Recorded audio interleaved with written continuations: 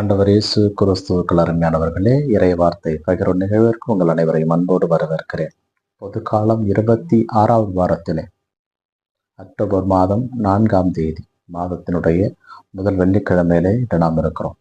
இன்று தாயாம் திருச்சபை புனித பிரான்சிஸ் அசிசியாருடைய நினைவை கொண்டாட நமக்கு அழைக்கப்பட்டிருக்கிறது.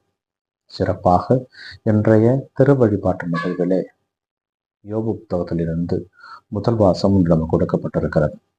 யோபு புத்தகத்திலே கடவுளுக்கும் யோபுக்கும் நடந்த முதல் உரையாடலை யோபு புத்தகம் நமக்கு கொடுக்கிறது.